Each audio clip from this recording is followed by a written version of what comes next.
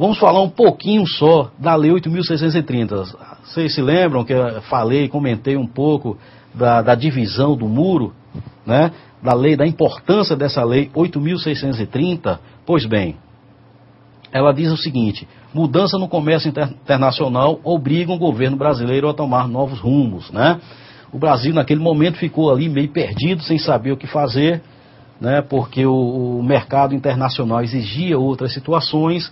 Então a Lei 8.630 cria diversos parágrafos, melhorando então as condições, né, que necessitavam naquele momento, né, os portos brasileiros necessitavam, né?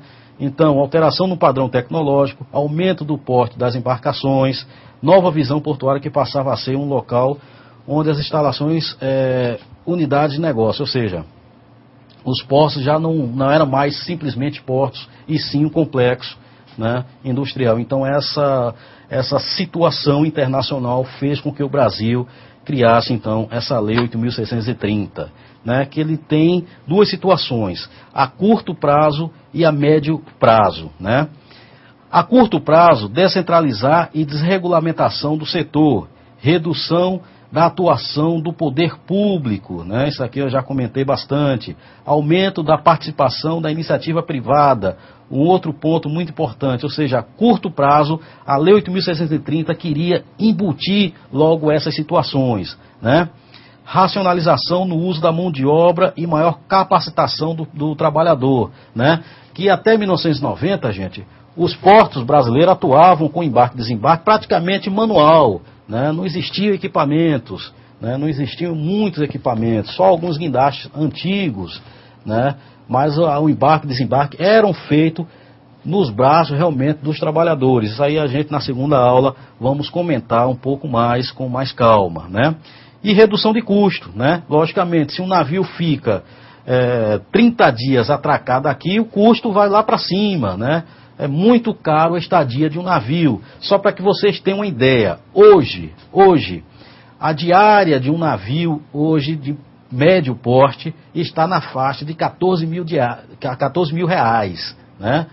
14 mil reais, ou seja, não é brincadeira. Imagina um navio desse passar 30 dias, o que o importador iria pagar, né? É absurdamente. Né? Melhoria da qualidade da mão de obra, racionalização no ambiente de trabalho, aumento da produtividade, estímulo à concorrência, né, que não existia, que a gente comentou isso aí, não existia antes de 1990, né, tanto fazia descarregar aqui ou em São Paulo, o custo era o mesmo. Redução, racionalização, não, passei aqui. Redução de preços e tarifas e competitividade dos portos, que antigamente nada disso existia, né? Bom, então a gente viu algumas situações de curto e médio prazo, né? Dentro da Lei 8.630 foi implantado duas grandes mudanças, né? Foram criadas duas grandes situações, né? Uma que é o CAP, né? Que é o Conselho de Administração Portuária, e a outra são os órgãos gestores de mão de obra, né? Cada porto possui um órgão gestor que a gente vai falar um pouco mais. Mas no CAP, como eu já comentei, né, tudo era decidido por um diretor, né? Então, a partir de 1993, com a Lei 8.630, o CAP, que é um conselho, né, que faz parte desse conselho. Quem são que fazem parte, né? Os trabalhadores têm uma representatividade, a administração portuária possui uma representatividade nesse CAP, né? A própria autoridade portuária, o empresário que trabalha com importação e com exportação, né? O governo de estado, né? E outros órgãos possuem representação, ou seja, todas as medidas tomadas para aquele porto, né, os CAPs são individuais, cada porto possui seu CAP, eles são distribuídas e são autorizadas ou resolvidas nessa comissão, né? Então essa comissão se encontram várias vezes e decidem né? Diferentemente do que ocorria alguns anos atrás. Então isso já muda muito toda a filosofia, ou seja, uma cabeça, duas cabeças, três cabeças pensam muito mais do que uma, não é verdade? Então o CAP proporciona mais ou menos essa ideia de coletividade, de responsabilidades distribuídas, né? E os órgãos gestores de mão de obra, que são essas duas criações básicas de importante forma, né, de grande importância para essa nova filosofia portuária, né? Os órgãos que atuam principalmente nas áreas públicas, né, não privadas, mas nas áreas públicas, a gente vai ver que os portos ainda possuem muita área pública, né, cais público, tal, que não são arrendados por empresas, né? E outras já foram arrendadas. Por exemplo, o Porto de Santos, nós possuímos lá 53 cais. Para que vocês tenham uma ideia, 50 já são privativos, ou seja, empresas atuam exclusivamente nesses cais, né? Ou seja, armazém, indústria, né? E apenas 3 são públicos, ou seja, atuando ainda pela mão de obra avulsa, que a gente vai conhecer um pouco mais essas pessoas que são, na realidade, a nossa comunidade da nossa NR29, né? Que ela atende a essa comunidade.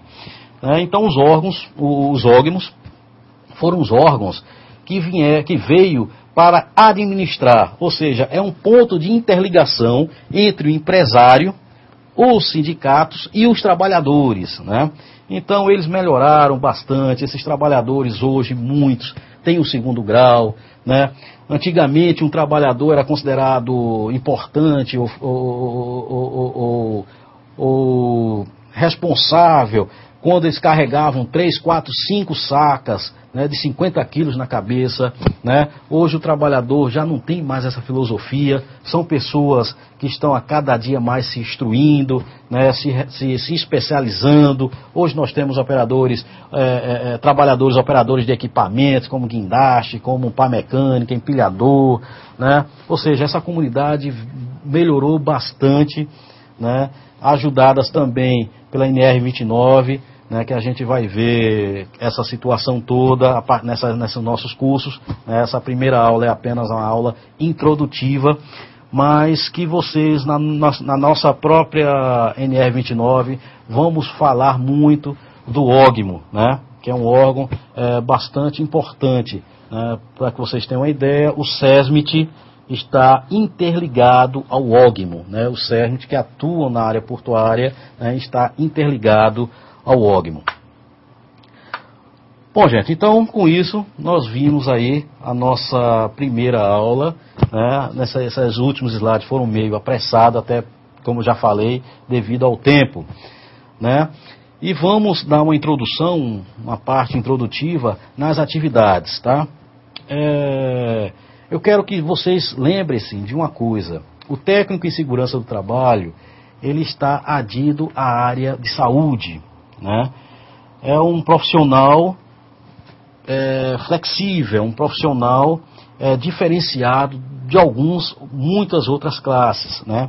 É um profissional que atua diretamente com o ser humano.